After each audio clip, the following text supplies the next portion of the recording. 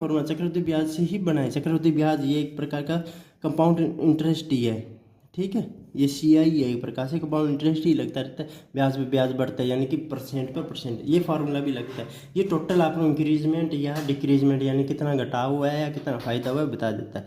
आपको पहले कितनी वृद्धि हुई थी? 25% की वृद्धि हुई थी। फिर कितने परसेंट की वृद्धि हुई थी? 20% की वृद्धि हुई थी। दोनों मिला के कितने परसेंट की वृद्धि होगी? 20 × 25 गुणा में 100।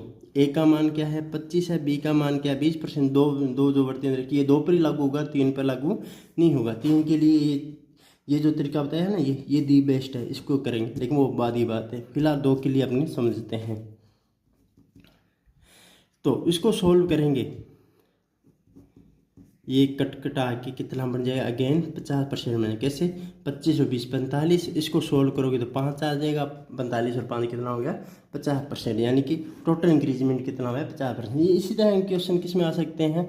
जनसंख्या वृद्धि में आ सकते हैं। ये पहले साल जनसंख्या 25% बढ़ी, फिर 20% बढ़ी, या इनको आगे पीछे कर दिया जाए। पहले साल 20% बढ़ी, फिर 25% बढ़ी, तो बताओ कुल जनसंख्या कितनी हो गई?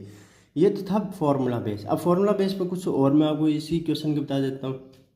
मान लीजिए ये तो हो गया, दोनों इंक्रीज हो रहे हैं। अगर ऐसा हो कि 25% और वृद्धि हो और 20% क्या हो? डिक्रीजमेंट यानी घटाव हो, तब भी बड़ा सिंपल है।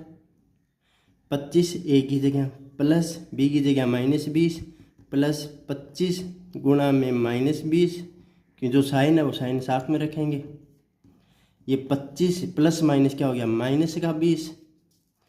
इसको सॉल्व करेंगे तो आंसर तो 5 आएगा, लेकिन किसका माइनस का? ये प्लस माइनस क्या हो जाएगा? माइनस, यानी कि 0% क्या होगी? डिक्रीजमेंट या इंक्रीजमेंट होगी, यानी कोई भी बदलाव नहीं होगा। ये सवाल, ऐसे सवाल कहाँ कहाँ देखने को मिलते हैं? ये जो मैं आपको बता रहा हूँ, ये इस तरह के सवाल यूँ हो सकता है कि एक तो क्रय विक्रय मूल्य में, या किसी की आयत की लंबाई बढ़ा दी या घटा दी, तब ये यूज हो सकता है। जनसंख्या में यूज हो सकता है।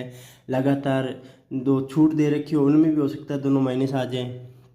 इस तरह के क्वेश्चन में आता रहता है। जैसे दोनों अगर माइनस हो तब, यानी यूँ कह दिया जाए आपको पहले 25% की छूट दी, फिर बाद में 20% की छूट दी। इसको ऐसे भी सॉल्व कर सकते हैं, ऐसे भी। आपको हर तरीके से इसको सॉल्व करना चाहिए। तो इसका आंसर आप मुझे बताएंगे।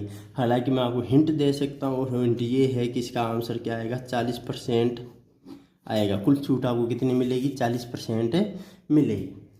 तो आज की क्लास यहीं तक, मिलते हैं नेक्स्ट क्लास में। तब तक जय हिंद, जय भारत।